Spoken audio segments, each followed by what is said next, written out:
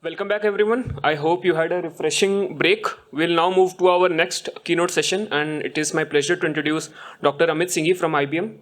Dr. Amith is the director of IBM Research India, where he leads forward-looking innovation in hybrid cloud, AI, quantum computing, cybersecurity, and sustainability. So please join me in welcoming Dr. Amith for his keynote address.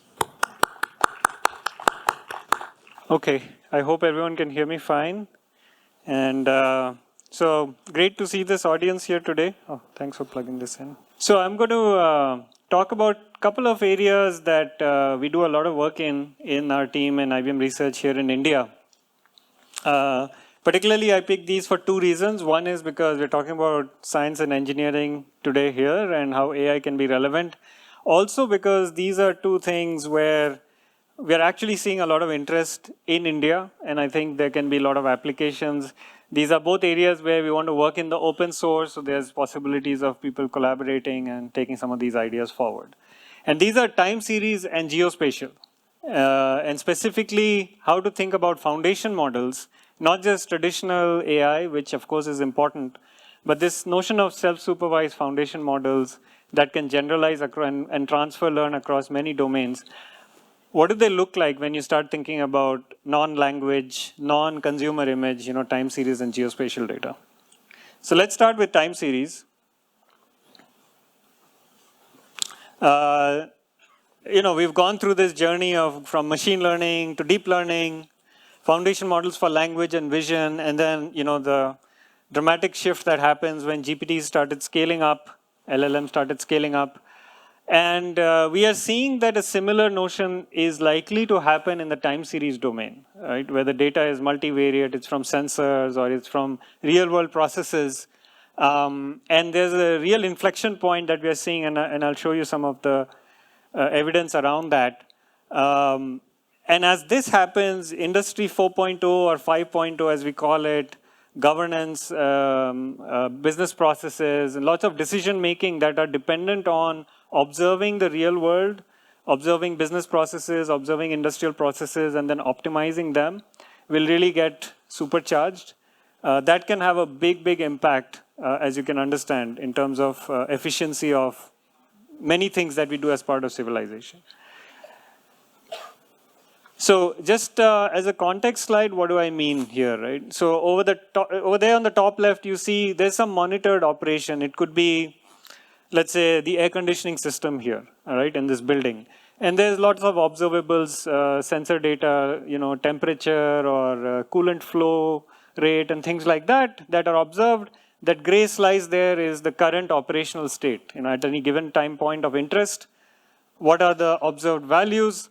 Now, this notion of a foundation model for time series, today at least in a lot of work we do, translates into these encoder, decoder type of concepts, where you take this input which is in time domain and it's multivariate with lots of nonlinear relationships. Ultimately, they are observing some underlying physical system, and these encoders can convert these and map these into some kind of an embedding space which has meaning. And then the decoders can reconstruct that output, which you can then use for either forecasting or anomaly detection, different kinds of things. Once you're able to map time series data into a interpretable or kind of a space, which is an embedding space where you can do things with it and then also reconstruct, that becomes very powerful. And that's really the fundamental idea of foundation models. For instance, here we are showing in one early experiment we did where some of these embeddings, we then clustered them, and that actually revealed some of the operating modes of this system. And if you can actually understand operating modes of a system, that's very powerful for things like control, for set point optimization, anomaly detection, things like that. So with that basic principle, I think I need to keep pointing here. Another thing that's very important to recognize here is many a times people think about time series as, okay, I've got a time series coming in, I want to predict the future. And that's valid. But when you want to apply it in the real world, there are also things like control variables. These are things that control the system behavior. They're not just observables. And there are KPIs that determine system performance. So the middle layer here, if you imagine time running horizontally and each of these are just measurements, each of these cells, is the response variables. These are your observables. But then what you actually utilize are the control variables, set points, or feed-in values for different kinds of processes. And what you're trying to optimize or achieve is good KPIs for that system. So for instance, if you are doing stock price forecasting, okay, you can stock price forecast, but that's only useful if you can buy or sell shares. And if your forecasting model can model what will happen if you buy or sell shares. And your KPIs ultimately is the amount of profit you make. So that's a simple example. And if you don't take some action, what happens is the system here in this simple cartoon diagram shows it can go outside some acceptable range of operation. You can take reactive actions, which is what people often do in the real world. You see, okay, it's starting to deviate. I need to change something based on my experience or based on alerts. That may save you. But then if you can take proactive actions by actually predicting where it might go and then update your set points and decisions, you can keep it optimally operating. So this is where the nirvana state is in some sense. And one area we had some really excellent experience applying these ideas. This was a couple of years ago, is in the steel making industry. Right, where you have these things called blast furnaces, where you put in raw material like iron ore and coke, and you basically burn the iron ore, melt it, but then it's a sophisticated physical and chemical process that happens, and out comes a purer iron, which you can then take it forward into the steel making process. And lots of steel making companies have to use these things to make steel. These things are very, very difficult to control. And they are very expensive if you don't control them right? So if they become into a non-active state because of some changes in the pressure and temperature flows inside, it takes days and days to bring them back and can result in a lot of losses to your steelmaking business. So there's a lot of interest in this industry to observe these things, which they do, but more importantly, to predict what might be happening next 4 hours, 6 hours, and take proactive action to make sure that this operates in the optimal zone, you get the best yield with the lowest input, and all of that good stuff.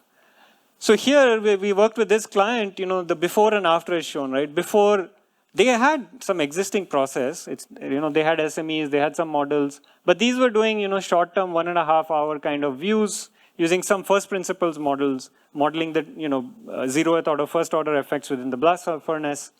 They could have views only for a few different variables like thermal and silicon content. And they were tracking different parameters individually, and then humans were trying to make sense of what do I do with the different set points and things. But then once you apply these foundation model concepts, what we found is you can go much further. You can start forecasting 4 hours ahead. You can expand your prediction to a lot of different variables. And then you can combine those into an optimization routine to do model predictive control kind of things to optimally set points. And with that, we estimated a lot of benefits, 4% increase in yield or production throughput, 3% reduction in energy consumption, and overall improvement in the stability of the system. 3-4% looks small, but in the steelmaking business, it's huge, actually, if you can translate this into reality. So this is a real-world example. There are many other settings where we have applied these ideas, including in IBM's own products for IT service management and managing IT infrastructure.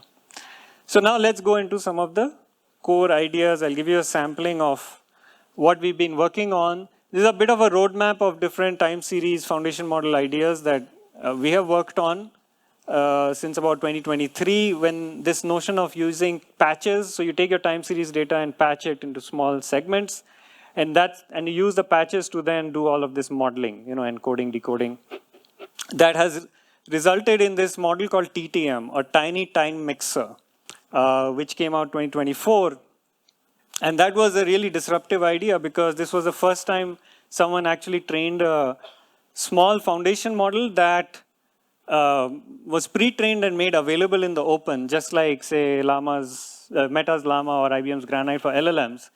And that has been tremendous. We've had more than 15 million downloads, very large community trying things out.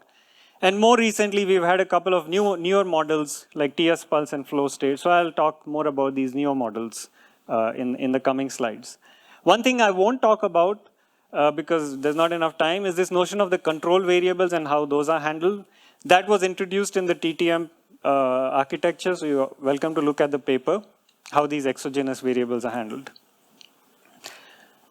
So let's look at flow state, which is the newest model that came out early this year. I'll just give a high-level view of how it works. And this is from the paper, actually. So you have an input there, which is some time series. And ultimately, you want to forecast. This is a forecasting model. And we wanted to see, how good can we get the forecasting to be with small models.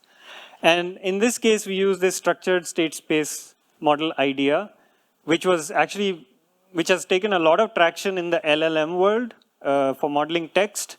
But here, actually, it was a more natural fit in the time series world because structured state spaces at the core have a state space model of that sort with your ABCD matrices and inputs and hidden state and outputs, which is very natural for dynamical systems. And these time series are actually modeling some dynamical system.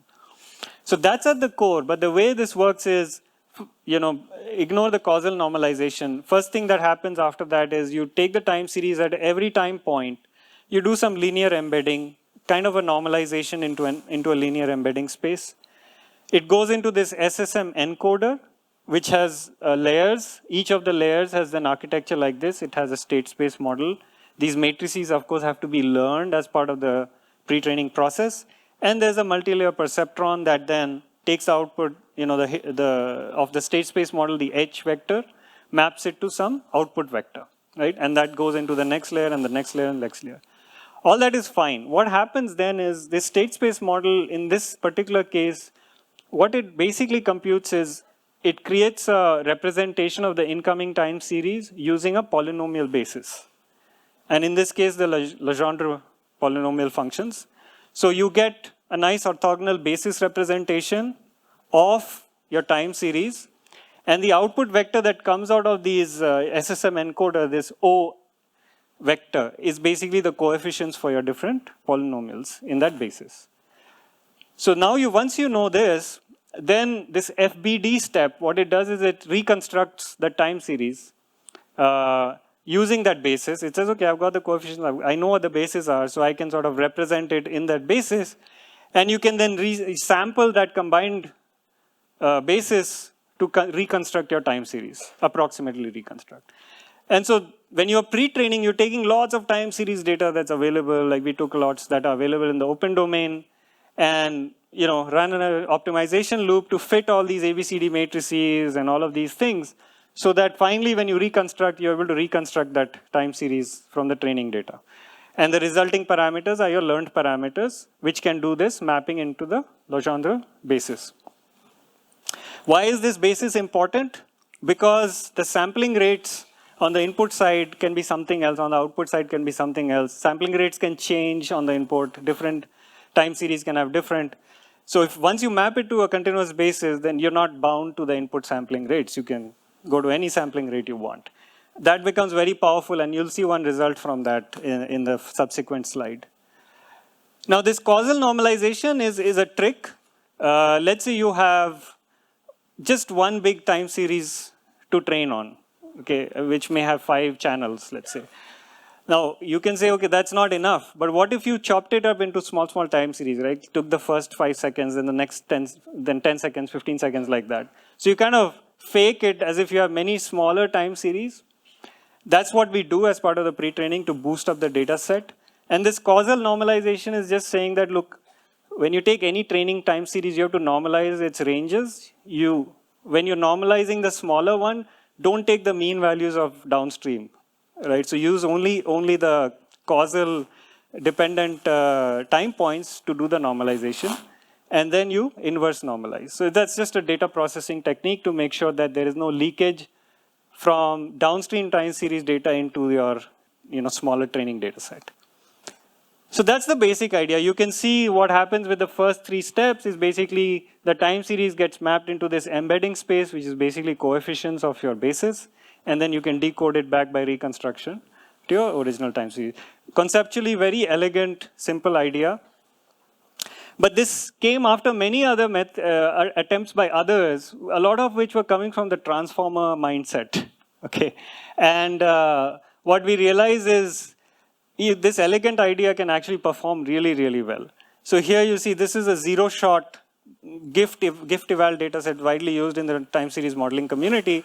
In the zero-shot setting means you just ask it to forecast. You're not giving it any examples of how to forecast. And even though the models that we have, the flow state models are relatively small, 2.6 million parameters, 9 million parameters. That's M and not B. So it's pretty small models. You can run it on a CPU. You get much better performance in terms of mean error rates compared to other state-of-the-art models. This one is interesting where what the team did is they changed the sampling frequency. So there is a data set called this Loop Seattle data set. It's basically traffic data from the Seattle area. And they resampled that with different sampling rates to see, okay, if I have a coarsely sampled time series versus finely sampled time series, run it through this thing, what does the model performance look like for different kinds of models? And you can see like Chronos and Toto and Tyrex, the model performance, of course, is not as good as flow state, which is at the bottom, but it's also very jumpy. That means it's sensitive to the sampling rate. Whereas with the flow state approach, you see it's not very sensitive to the sampling rate, which is also very desirable because you don't control sampling rates in the real world. So this was one nice idea. But like I mentioned earlier, we can do a lot of things with time series models, and forecasting is just one skill. A lot of the work today out there is on forecasting. That's the natural one to go after. But imputation is very important. If you are missing sensor data, missing records, that can hurt your control decisions, your optimization decisions. Anomaly detection is extremely important for early warning systems in so many different settings, industrial settings, governance, managing critical infrastructure. Search and retrieval can be very important. So for example, if you see some strange behavior in your system, and if you have past sensor data, you can retrieve similar strange behavior and see what happened that time or what actions were taken to fix it. That can help with diagnosis. It can help with designing the systems better. It can help with better control. Classification can be very important to detect system modes.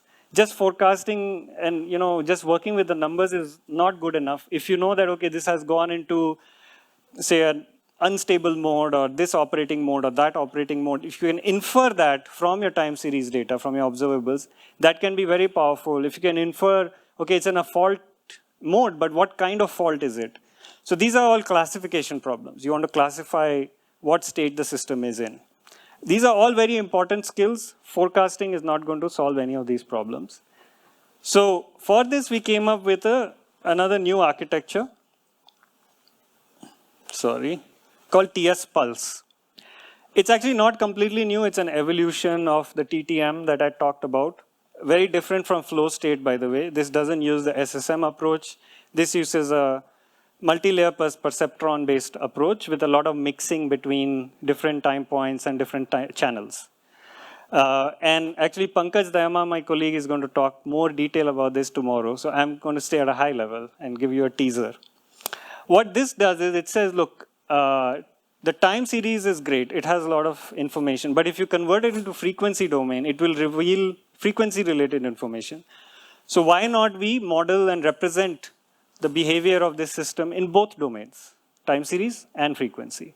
So there's a FFT you can do to map the time series into frequency. Then it also adds this, what we call registers, right? This came up in the computer vision domain, where the idea is to say, look, I'm looking at so many time series. There is some kind of general knowledge I develop about how things behave. And I want to store that general knowledge also somewhere. And so these register tokens that also come in as input are special tokens. All the other tokens are coming from your input data. But what you're saying is, after looking at thousands of input data, I want to sort of keep some notes on the side, so that when I get a new input data that I've never seen, I will keep these notes along with it in the input so I can recollect my general knowledge that I've understood. So it's a way to enhance the parametric knowledge that gets learned. It's adding something more explicitly in the input as kind of notes that get put in. So those are actually learnable tokens. So you learn it as part of the pre-training process. And they help you learn general global dynamics that are seen in all the pre-training data. So all this then in the training process or in the inferencing process, but I'm talking about training, goes into this multi-layer perceptron, standard neural network, multiple layers type of architecture to map all of these into a embedding space. And actually multiple embeddings. I'll talk a little bit about that. But the key thing in this architecture is that it handles your time tokens, your frequency tokens, and your register tokens, all of them. It does a lot of mixing. So you'll have a neuron that will take inputs from, let's say, an earlier patch in the time series and another patch in the downstream in the time series and learn the cross weights between them. So there's a lot of within patch, and across channel parameter learning that happens. And it has a little mini decoder inside it, which is activated during fine tuning. Because another important thing is you can have a pre-trained model that's learned on the real world. But when you bring it into a actual company's environment, they have their own data, which is not in the open. And so you want to adapt the model to become an expert in that class of assets or those physical processes or that kind of data that the client has. So fine tuning is a very important requirement in the real world. And instead of saying that, okay, when you fine tune the entire model, we have a specific part of subset of the neurons that are designed to be fine tuned. So these are all the special features of that big box. And out of that, what you get vectors at the end of the day, right? All of this get mapped into, I should say tensors, okay? But let's imagine vectors. Because in the tensors are these basically vector embeddings. There are some vector embeddings that represent the time domain signal. There are some vector embeddings that represent the frequency domain signal. And then there are some which represent those global dynamics that are learned from the registers. This is very, very powerful because this allows me to reconstruct different aspects of the incoming time series. First, I try to reconstruct the entire time series that came in the context. That's my learning loop, right? I need to match that. Second, I also try to reconstruct the frequency spectrum. That is also part of so I have a loss function related to that. Third, above that, I have kind of a scaled version of the frequency spectrum, which captures sort of global long-range frequency aspects. That's the frequency probability. I also try to match that. And then finally, I also try to match a little bit of the short forecast. So what I do is actually in that time series training data I have, I leave out a little bit at the end. And I try to forecast that and match that also. Right? So it's a four-dimensional loss function, you can say. But then what's important is the different parts of the embedding are used for different types of reconstruction so that those embeddings actually map the input into those kind of spaces. So if I look at the global embedding, it will tell me something specific, which is different from the time embedding, which is different from the frequency embedding. And this becomes useful when I want to try to apply it to different tasks. So when I want to do imputation, because I've learned how to reconstruct, let's say there's some missing data, I can reconstruct it. And actually now when we compare it with lots of other state-of-the-art models, you can see that the reconstruction or the imputation error is way lower than even some of the bigger models. Another thing you can do is similarity search. Like if you have a database of time series, you want to find some historical time series. That global dynamics is very important there because that's able to represent the general trend in that time series. It's able to extract that general signal rather than getting confused by lots of spikes and things happening. And that becomes very powerful for looking for similar time series. Similarity has to be based on the global dynamics. You can train classifiers to detect modes and fault types. So here actually you take all of these embeddings and then you can, on this classifier, you can train with some label data.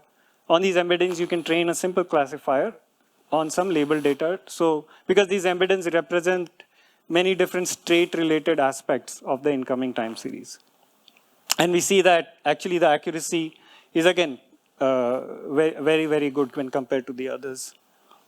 And finally, you can also do anomaly detection because you've got this ability to do short forecasts and you've got ability to reconstruct both the frequency spectrum and time domain spectrum. So anomalies that may show up as spikes, they get caught when you're trying to reconstruct. Anomalies that show up as periodicity shifts, they get caught by the frequency part. And then anomalies that are because some emerging trend is different from what is expected, they get caught because you can do short forecasts. So you can train an anomaly detector using all of these pieces. And actually the results are very, very promising. Okay, so that's all I'm going to say on time series. And I will shift gears now to the other domain, which is geospatial AI. And the work here that we're doing is broader. It's on Earth observations, weather, climate, and also space, particularly the sun. I'm not going to talk about all of that. Mainly I'll focus on Earth observation, but then I'll give you a little bit of a hint of everything else going on. This all started actually with a project that IBM and NASA did 3 years ago, where we said, okay, what if we took all the satellite imagery that NASA has over the years from across the globe? Can we train a foundation model that has read almost all of it and understands how to read satellite images anywhere in the world? What all could you do with it? That's really where it started. And since then, we've become very trusted partners, both of NASA and of the European Space Agency. And some of the models that have come out of this work are in the open now. For example, the Prithvi model and the TerraMind model. TerraMind is what I'm going to talk about today. So foundation models in Earth observation and weather can have a lot of impact naturally because a lot of things happen on the surface of the Earth, a lot of things happen in the atmosphere, a lot of things happen just in the subsurface, just below the soil, which impact our lives. They impact civilization, they impact disaster, they impact agriculture, so many things, governance. And these are some of the use cases like flood detection, burn scar detection, landslide detection in the Himalayas, for instance. Nowcasting is a huge deal. Today you do weather forecast, but then let's say the weather changes in 2 hours and you want to update it, especially in the mountainous regions. You're not going to be able to run a numerical weather forecast again that quickly. AI can really help there. Ship tracking, building damage, so many things. I think you can dream up another page if you wanted to. So this can have huge impact. And if you had a foundation model approach, the advantage is you don't have to do full end-to-end data science for each use case. You build a fundamentally strong foundation model and then with a little bit of fine-tuning and customization, governments and private industry can target many, many use cases. That's really the driving principle. So here our work spans across many different areas. Earth observation, that's where the Prithvi and TerraMind models are. Tiny foundation models, in fact, now some of them are being put into satellites for on-edge analysis of the imagery that's being captured. Weather and climate foundation models that are trained on weather and climate data across the globe. So you can then apply them for things like nowcasting and short-term forecasts. Ocean foundation models, we just released a model a few months ago, that can detect biomass in the ocean based on, again, satellite imagery. And then heliophysics foundation models that can model activity on the sun's surface, as observed by sun-facing, observatory instruments. So let me focus a little bit on the Earth observation one, specifically the TerraMind model, which is the first generative model that actually can handle all these multimodal inputs and can also do thinking in modalities. So let me describe to you the basic concept here. See, on the left-hand side are all of these data inputs that tell you something about what's happening on the surface of the Earth.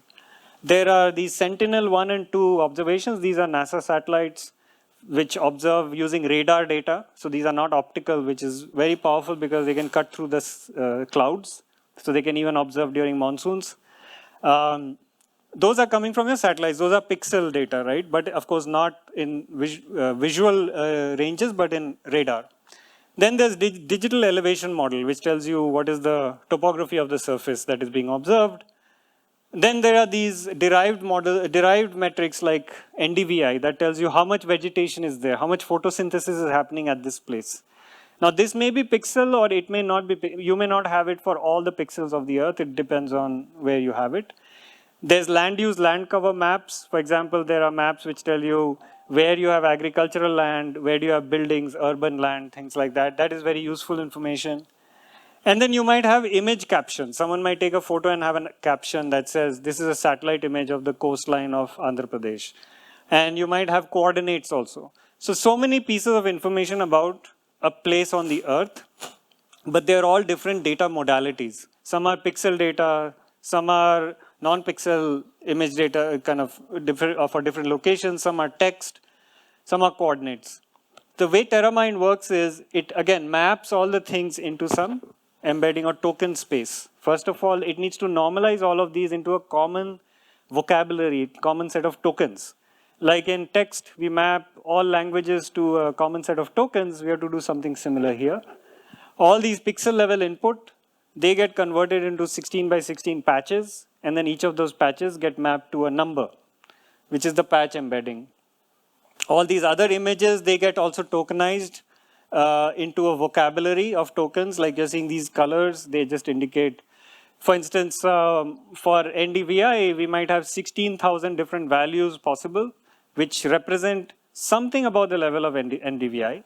But what those 16,000 values are learned as part of the pre-training process. And that's the tokenization learning. And then there's text tokenization, which people who know about LLMs understand it. So all of these tokens then go into the encoder-decoder architecture. The way this whole thing, the encoder-decoder is trained is, we take these images that are available, let's say from NASA or wherever. We mask out different parts. So we might mask some part of the Sentinel images, we might mask some part of the NDVI.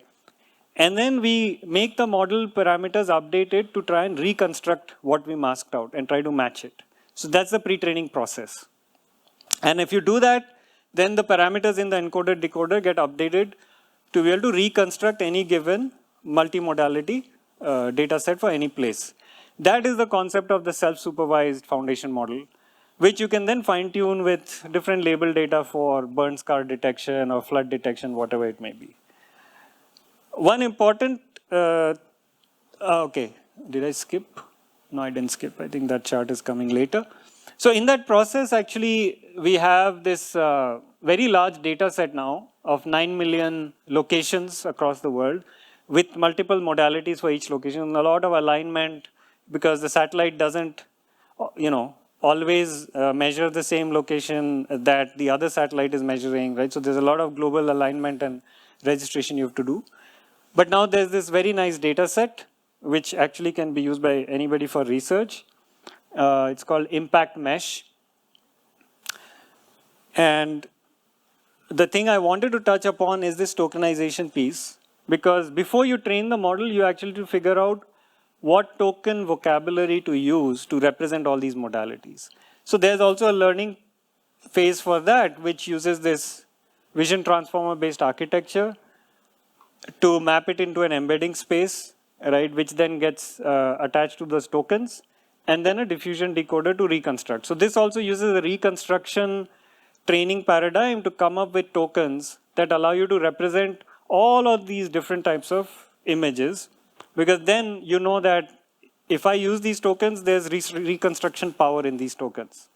They capture all the signal that I want to capture.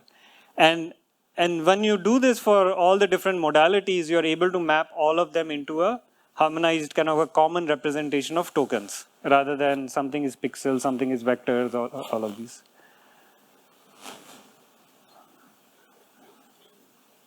Maybe I'll just use the laptop.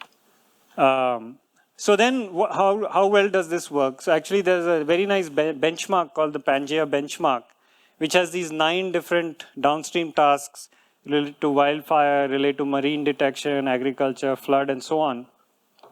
And when we applied this pre-trained model to it, this is, you can see this radar diagram compares many other approaches against TerraMind. The B is a smaller model, the L is a bigger model, more parameters.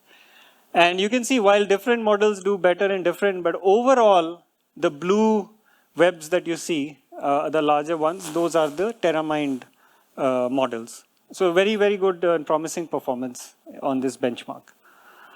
Now, what we are doing in India, I gave you an example of the steel work in India on time series. So here's one for geospatial is, we are working on Indian satellite data sets with the National Remote Sensing Agency of India, which is part of ISRO, to say that, look, if we took those Indian satellite data and combined it with whatever is also available globally from NASA and ESA, that's a very, very rich data set, but it has more information about the Indian subcontinent. And if we train these models on that, then you can sort of make them Indian expert foundation models. So we are taking the Prithvi model, which is an alternative to TerraMind. It's a different architecture. And we are applying that to validate how well does it perform in things like flood mapping.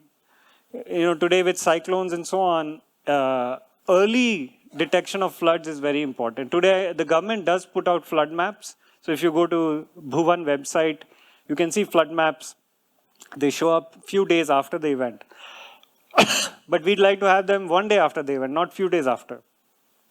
And if you have these foundation model approaches, you can actually hope to scale it.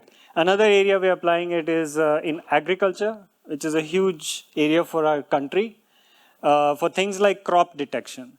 So if you have some district, like Ashok Nagar in Madhya Pradesh, can you detect which crops are actually growing in the Rabi season of this year at that time or in the Kharif season? Because it's super helpful for things like insurance. So there's the Pradhan Mantri Kisan Bima Yojana. So if I'm a farmer, my crops were lost, I go and file for insurance from the government. The government has to know whether my claim is valid or not. How does the government know that? You cannot send a human to every field. So detecting which are valid claims, which are not valid claims can be made better if you can use satellite imagery to detect whether there was a crop, what was the crop, did it get damaged, was there a flood there. It's also very useful for things like yield forecasting and estimating your export, import, and your crop prices for next year.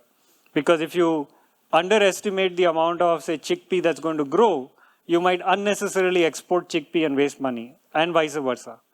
I think this year it happened with groundnut, where I believe where our estimates were lower, and because of that now we have to use a lot of palm oil. The government is making people use palm oil because there's not enough groundnut oil. So these are major implications on governance. So there's my last slide. I talked about the first column here, which is the Earth Observation Foundation models. But there are foundation models possible, like I said, for ocean, for weather, for sun. And there are these open source models, so I'd encourage everybody to try these out and give feedback, engage in the community, and let's make this work. Thank you. Thank you. Thank you, Amith. In fact, IBM is the one of not only the open models, right? The data sets also open, right? And then a lot of pipelines, right? To even the tokenizers, all these things open, you should explore, right? So with this, I will take 1 or 2 questions. With the last, we'll start from there. Could you please pass on the mic over there? Okay, next question. One more. Hello. Hello. Yeah, Thank maybe you for your the, name and then your organization, and then you can start the question. Yeah, please. Ronak Birdia from Shell. Thank you for the nice presentation. I just want to get a sense from, because I'm getting confused between what you are calling a foundational model. My understanding was that for any particular field, when you train a foundational model, it is usable in other areas or other problem-solving modalities. But when we say that for a geospatial case, you've trained something on NASA and ESA, and then you have to train more on the India-specific models, then that's basically creating a new model for the specific use case. Then, and similar thing for the time series, basically the question is, what are you calling a foundational model, and what are the continuous challenges that you'll have to solve for that? Yeah, it's a good clarifying question, and you're completely right.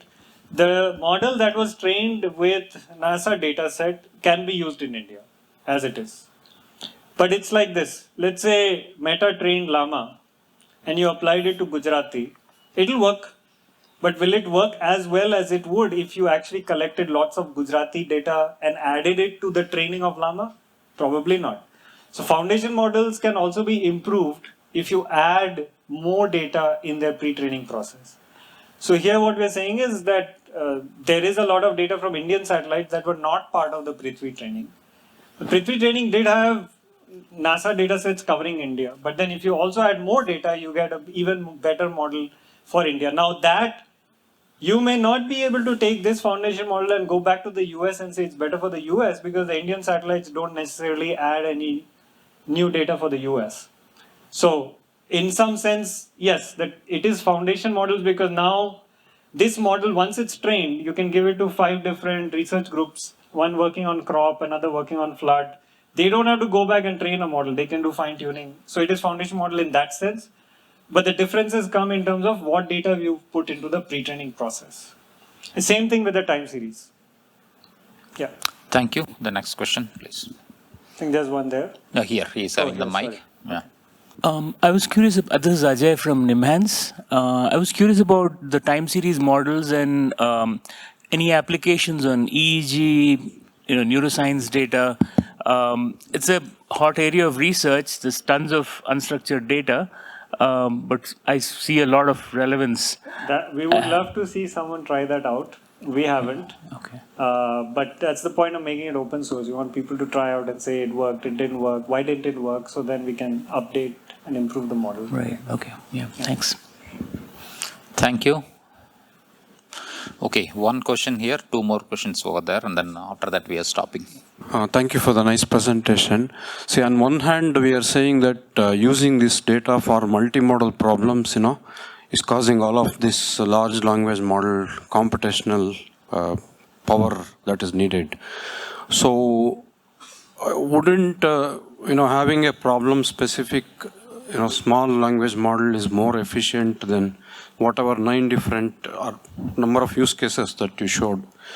So I'm just trying to understand, instead of solving a general model, couldn't it have been more efficient to deal with individual? Yes. Is it because of data or is it because of trying to solve a general model? See, there is a trade-off between computational cost and value that you get, right? So until now, what most of the people, including us, have been doing is every time new use case, you go back, do the data science, it takes 6 months, develop the model. After 6 months, the data change, again you do the data science. So the time to value is very, very large. And if let's say a state government says, I have like 50 use cases from satellite data, I want to detect the water levels of lakes, I want to detect pollution, I want to find if the farmer crop got destroyed, so many things. Now for everyone, they have to stand up a data science team, give them resources. It doesn't happen. If you can say, I cut down the time and cost to value by say 10x, that has a huge benefit. Now you're right, if you have to spend 10x on the compute for it, but here these models are not, they'll run on a CPU. They're not, the training you need to do on a GPU one time, but then when you're running them, these are not like your chat GPT models. These will run on a CPU. So you just need a powerful computer, a VM, and you can run it. Yeah, thank you. Yeah. So Yeah, name hello. and then the organization and then the question, please. Yeah, I'm Grishma. I work at Hewlett Packard Enterprise, so I'm a solutions architect. Thanks for the very insightful presentation, especially the move towards the foundational models for classic ML problems, especially when it comes to time series data, like, the manufacturing industry will have a lot of implications. So just one technical question over here. So how easy is it to fine tune these models and how good are they in terms of context? Because, generally when you switch to foundation models, they get limited by the context and they may not perform well over large data sets.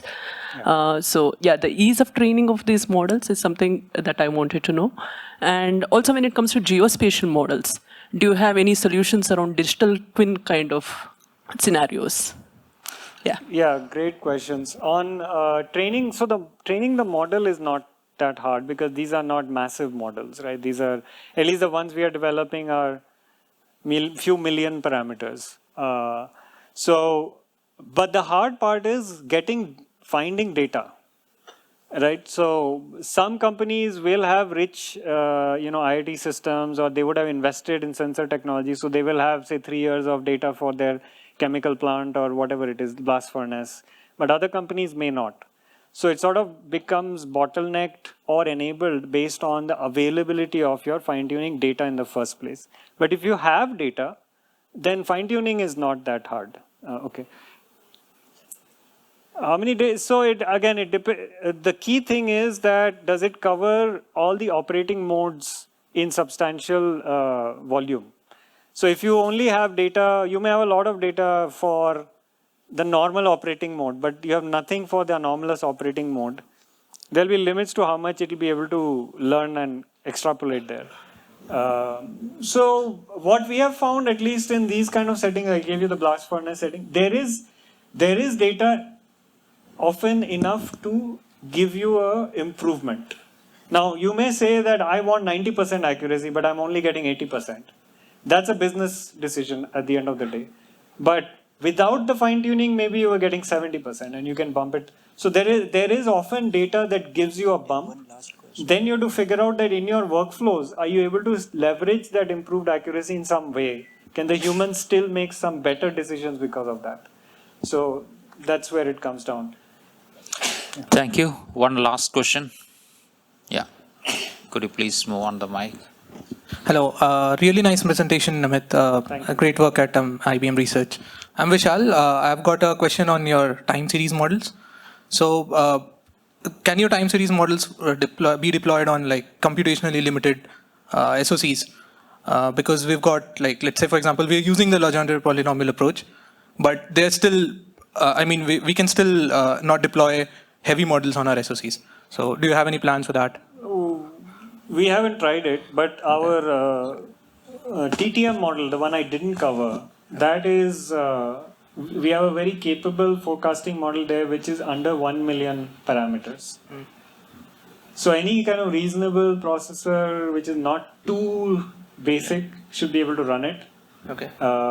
You can try it out if you have a setup. It's there in the open, and we'd love to hear back any comments. It worked or not. Yeah. Sure. I think that's good. All right. Thank you. Thank you. Let us thank the speaker once again. And thank you, Amith, for the great insight of foundational models and this small token of appreciation from us. Thank you.